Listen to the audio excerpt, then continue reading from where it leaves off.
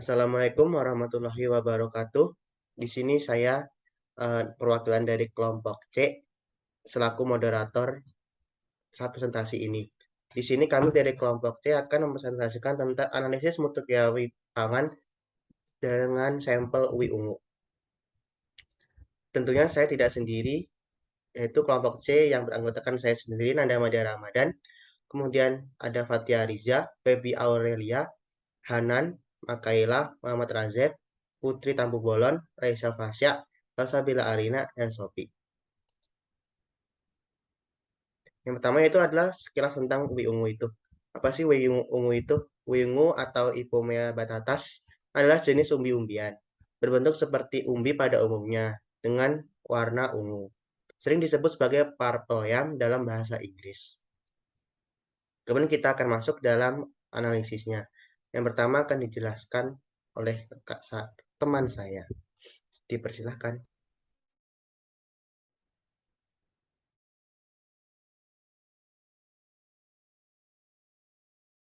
Oke, baik, moderator, terima kasih atas kesempatannya. Untuk analisis mutu kimia pangan sampel UI, pertama-tama adalah analisis kadar air. Penetapan kadar air ini adalah cara untuk mengukur banyaknya air banyak yang terdapat dalam bahan sampel UI dengan menggunakan metode oven, yaitu metode yang menggunakan pengeringan menggunakan oven, di mana air dalam suatu bahan pangan akan menguap bila dipanaskan sampai suhu sekitar 105 derajat Celcius. Dan setelah itu akan dihitung selisih berat antara sebelum dan sesudah proses.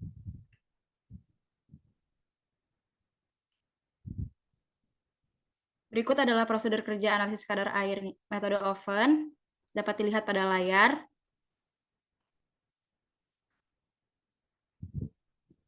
Dan ini adalah hasil analisis kelompok C besar. Ada kadar air dibagi menjadi dua basis. Yang pertama adalah basis basah dan yang kedua adalah basis kering.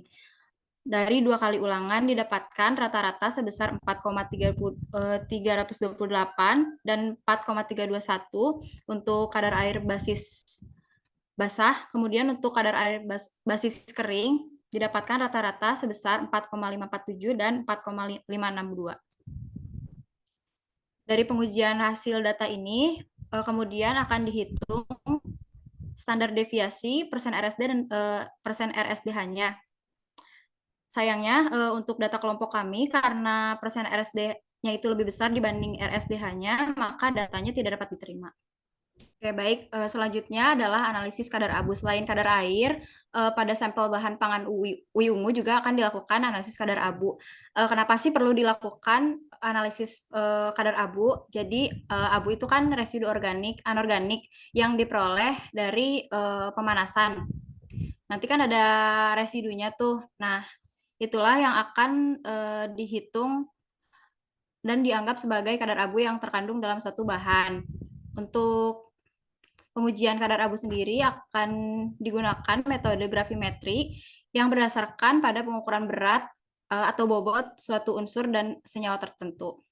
Biasanya metode ini digunakan untuk menentukan total mineral ya, seperti abu tadi.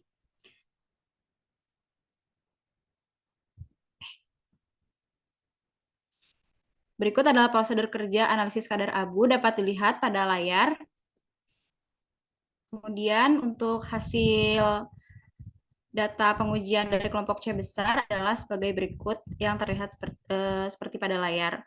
Kadar abu juga sama seperti kadar air, dibagi menjadi dua basis, yaitu basis basah dan basis kering. Dari setiap dua ulangan didapatkan rata-rata sebesar 2,649 dan 3,394 untuk kadar abu basis basah, dan untuk kadar abu basis keringnya itu didapatkan rataan 2,769 dan 3,539. Setelah data dianalisis dan diolah, sama seperti kadar air tadi, kadar abu juga dihitung standar deviasi persen RSD dan persen RSDH-nya.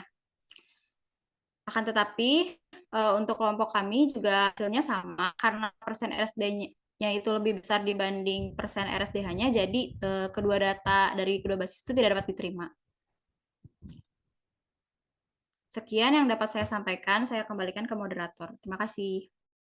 Terima kasih. Selanjutnya yaitu analisis tentang proksimat, yaitu yang terdiri dari protein, karbohidrat, dan lemak.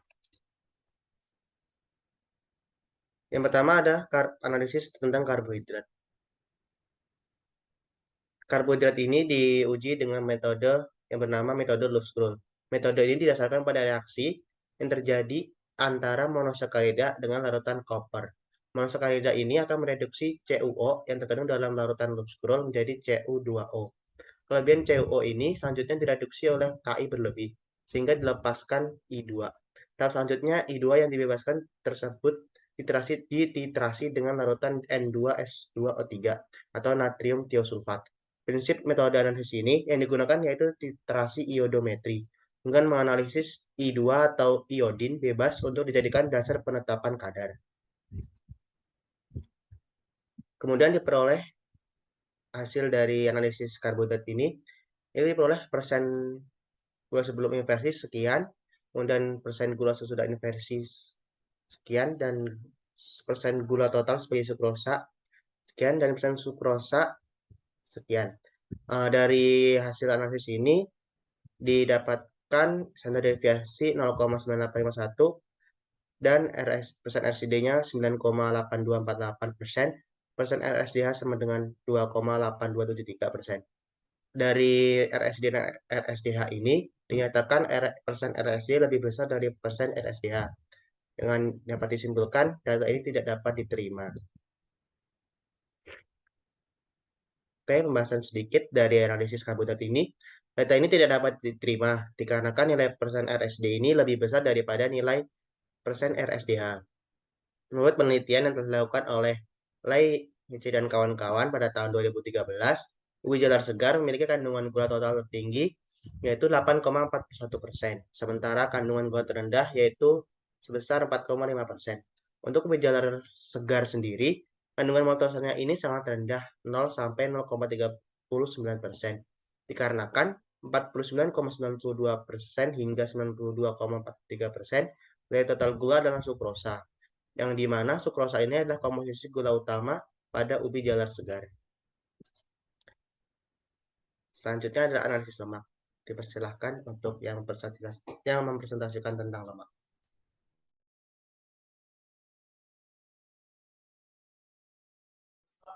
Oke, baik. Terima kasih Nanda selaku moderator. Oke, boleh di next.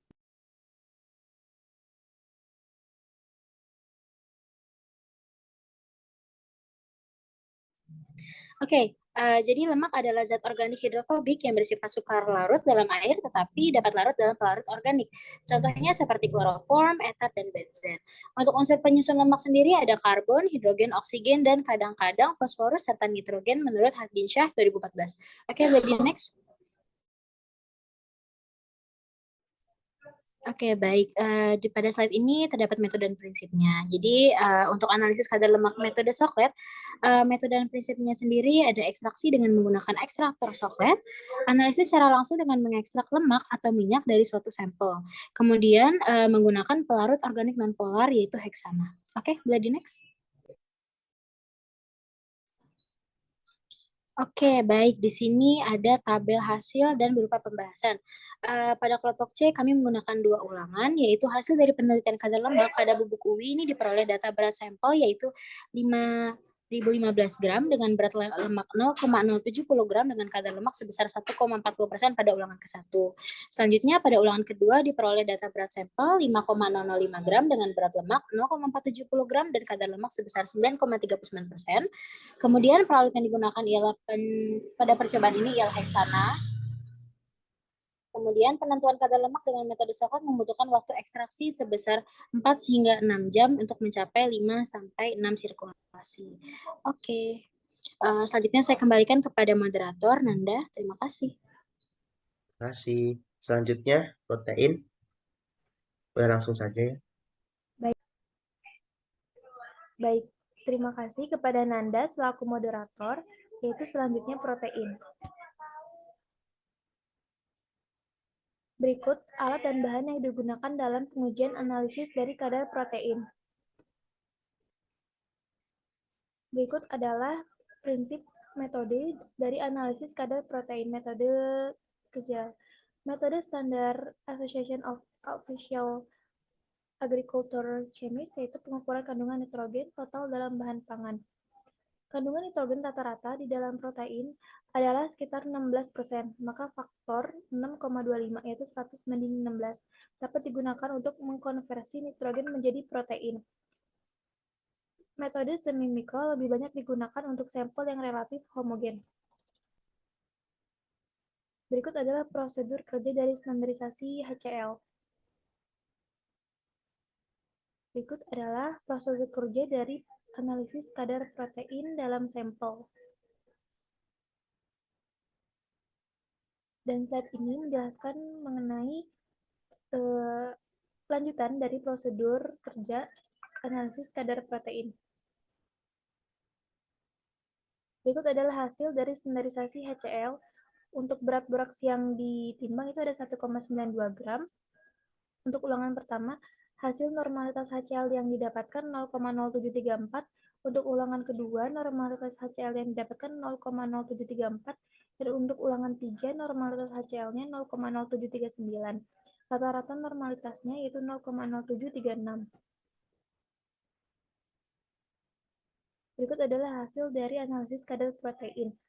Untuk kelompok C1, kadar protein yang dihasilkan 6,38%, untuk kelompok C2, kadar protein yang dihasilkan 5,25%, dan kelompok C3, kadar protein yang dihasilkan itu 3,44%. Berikut adalah hasil dari presisi kadar protein.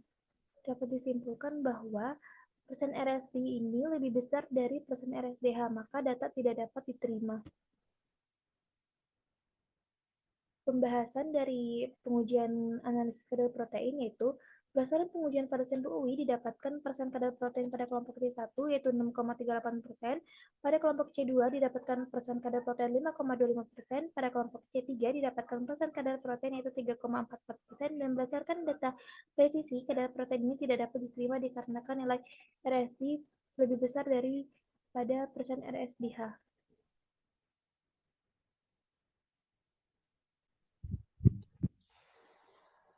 Baik, selanjutnya adalah analisis kadar fenol. Senyawa fenolat merupakan metabolit sekunder dari tanaman dan dibagi menjadi dua kelas, yaitu asam fenolat dan polifenol. Senyawa fenolat merupakan penyusun oleh leukemia tanaman yang paling penting dan umum ditemukan di ekosistem. Untuk metode dan prinsipnya, kadar total fenol menggunakan metode Volin-Ciocarte. Prinsipnya yaitu oksidase senyawa fenol dalam basa dan menghasilkan larutan berwarna biru. Analisis kuantitatif senyawa total fenol dengan menggunakan spektrofotometri UV-vis dilakukan untuk mengetahui seberapa besar kadar fenol total pada sampel UI U01. Analisis fenol dilakukan dengan menggunakan spektrofotometri UV-vis. Berikut adalah hasil deret standar.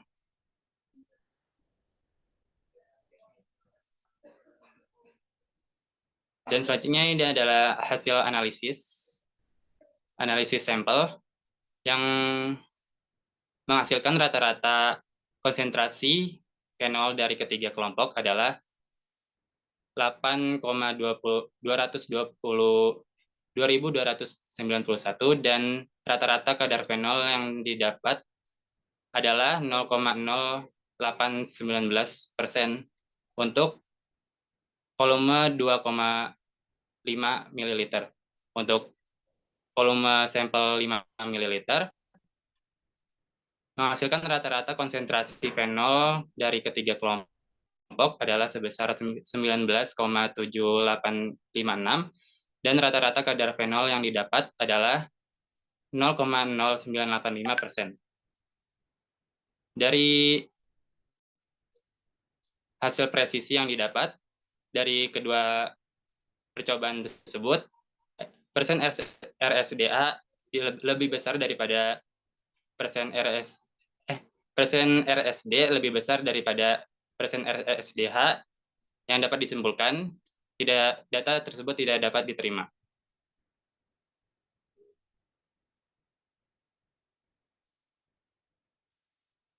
Berikut adalah pembahasannya. Next.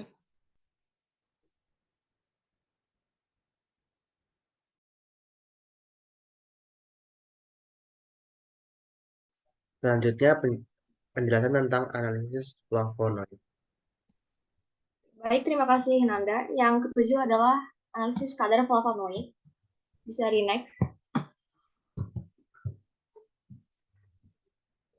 Flavonoid merupakan salah satu senyawa golongan fenol alam terbesar yang terdapat dalam semua tumbuhan hijau. Menurut Formorat mengemukakan bahwa salah satu golongan senyawa polifenol ini diketahui memiliki sifat sebagai penangkap radikal bebas, penghambat enzim hidrolisis, oksidatif, dan juga bekerja sebagai anti-inflamasi. Flavonoid terdiri dari 15 atom karbon yang umum yang tersebar di dunia tumbuhan. Bisa di next.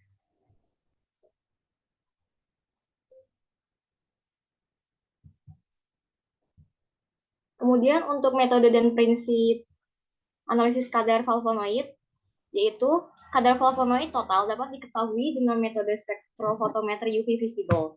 Analisis kuantitatif senyawa flavonoid total dengan menggunakan spektrofotometri UV visible dilakukan untuk mengetahui seberapa besar kadar flavonoid total yang terkandung pada ekstrak metanol sampel UI U01. Analisis flavonoid dilakukan dengan menggunakan spektrofotometri UV visible karena flavonoid mengandung sistem aromatik yang terkonjugasi sehingga menunjukkan pita serapan kuat pada daerah spektrum sinar ultraviolet dan spektrum sinar tampak. Kemudian hasil yang didapatkan dari deret standar regresi linear yaitu Y sama dengan 0,0093X tambah 0,0233. Bisa di next.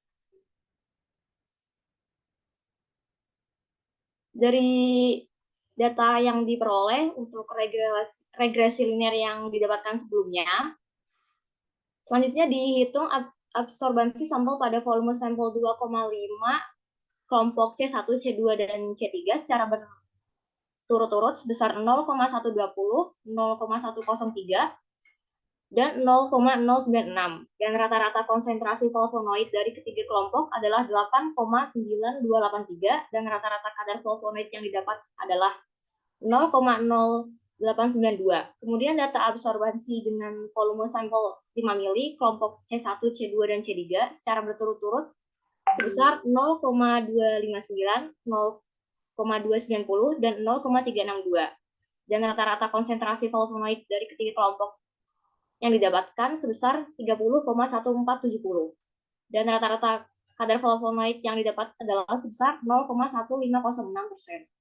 Namun data yang didapatkan tidak diterima dikarenakan nilai RSD lebih besar dari nilai RSDH.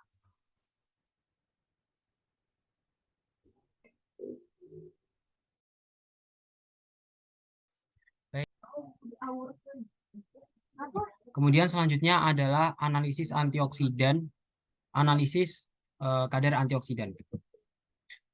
Untuk analisis kadar antioksidan ini, kami menggunakan metode DPPH yang memiliki prinsip bahwa adanya atom hidrogen dari senyawa antioksidan yang berikatan dengan elektron bebas pada senyawa radikal DPPH, sehingga menyebabkan perubahan dari radikal bebas atau diphenylpikrilhidrazil menjadi senyawa non-radikal atau diphenylpikrilhidrazil. Hal ini ditandai dengan adanya perubahan warna dari ungu menjadi kuning.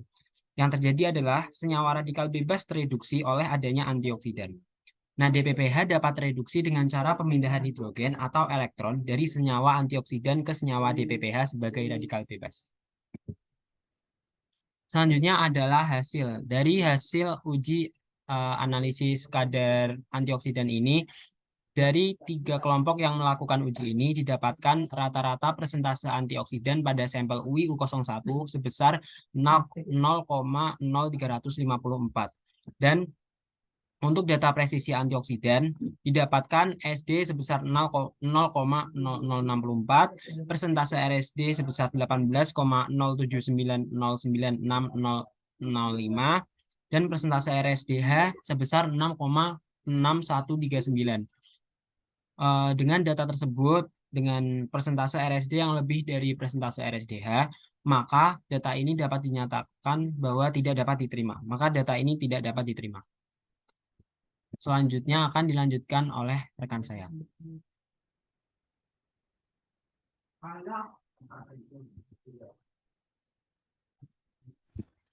Baik, selanjutnya yaitu total asam tertitrasi.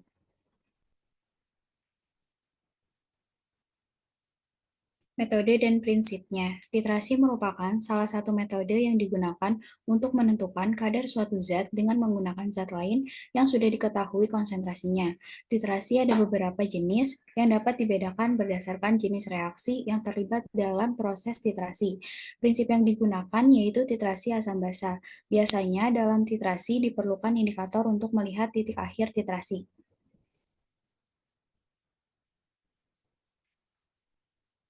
Selanjutnya ada hasil. Dari tabel pertama ada standarisasi NaOH 0,1 N, dan tabel kedua yaitu penentuan pH, persen Brix, dan persen TDS. Tabel ketiga yaitu penetapan warna, tabel keempat titrasi sampel, tabel kelima yaitu perhitungan SD, persen RSD, dan persen RSDH.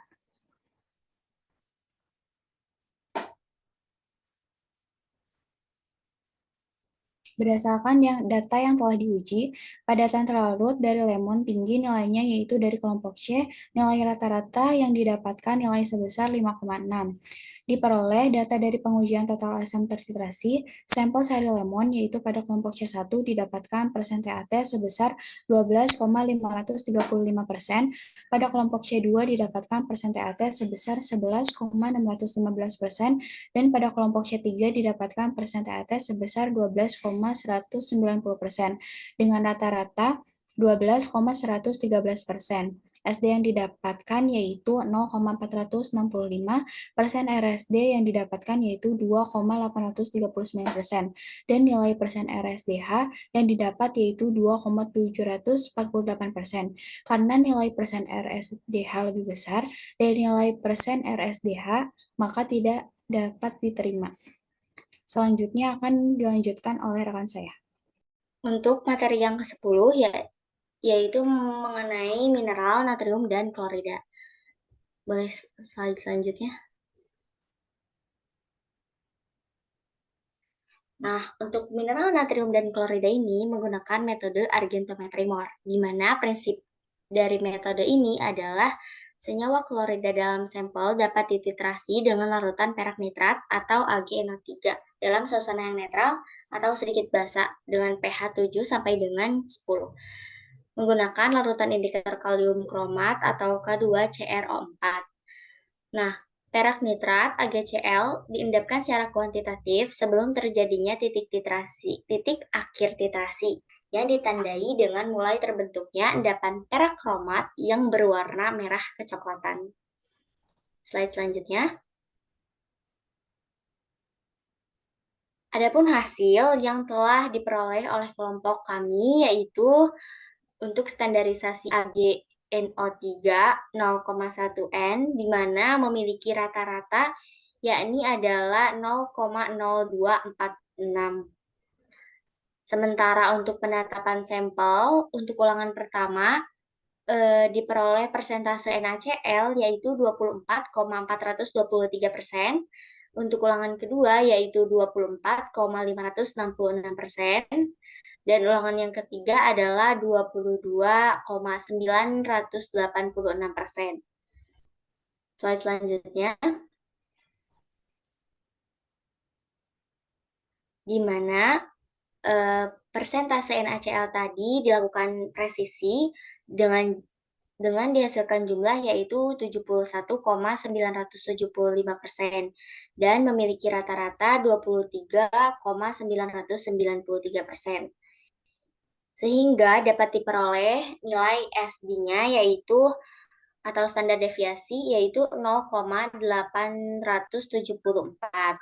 Sedangkan nilai RSD-nya yaitu 3,643% dan nilai RSDH-nya yaitu 2,479%. Yang dapat kita ketahui bahwa persentase nilai RSD ini lebih besar daripada persentase nilai RSDH, yang mana datanya tidak dapat diterima. Nah, jadi dapat disimpulkan bahwa hasil dari analisis kadar mineral, natrium, dan klorida pada sampel bumbu instan nasi goreng ini menunjukkan bahwa sampel yang diujikan memiliki presisi atau tingkat ketelitian yang kurang baik, sehingga datanya tidak dapat diterima. Adapun faktor yang mempengaruhi tingkat ketelitian tersebut adalah temperatur, sifat pelarut, efek ion-ion, dan lain sebagainya. Sekian untuk penjelasan mengenai mineral, natrium, dan klorida dilanjutkan oleh Putri. Selanjutnya adalah analisis vitamin C. Di sini kami memakai metode iodometri langsung. Metode iodometri langsung itu adalah salah satu metode analisis kuantitatif volumetri secara oksidimetri dan reduksimetri melalui proses titrasi. Titrasi oksidimetri adalah titrasi terhadap larutan zat pereduksi dengan larutan standar zat pengoksidasi atau oksidator. Prinsip dari metode ini adalah terjadinya perubahan warna setelah sampel dititrasi. Analisis ini sangat sulit dilakukan secara langsung untuk sampel yang berwarna seperti bumbu dapur. Berikut adalah hasil standarisasi larutan iodin dengan asam askorbat standar diperoleh rata-rata untuk ulangan 1, 2, dan 3 yaitu 0,0098.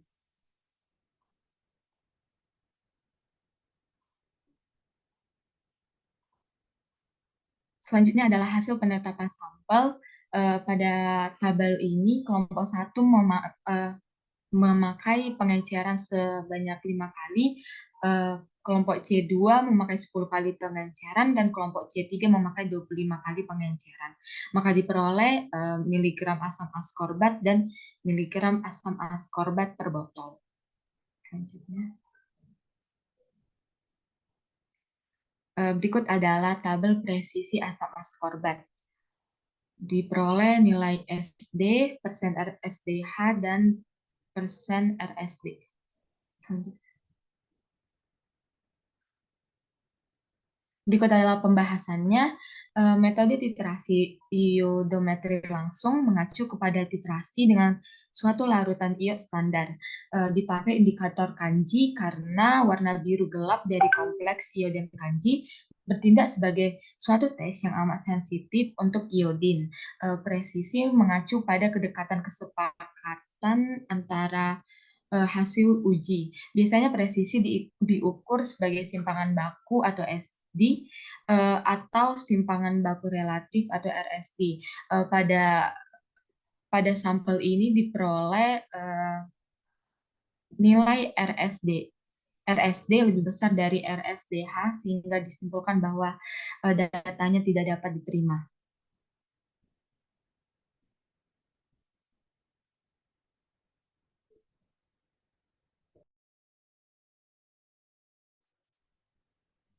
Selanjutnya kesimpulan, berdasarkan data dari analisis sampel ubi K01, dapat disimpulkan bahwa kandungan ubi jalar ungu yang paling tinggi adalah kadar karbohidrat.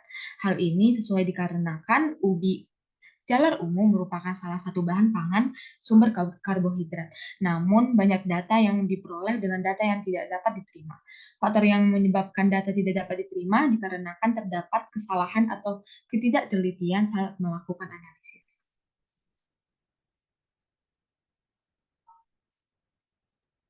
Oke, sekian presentasi dari kelompok C.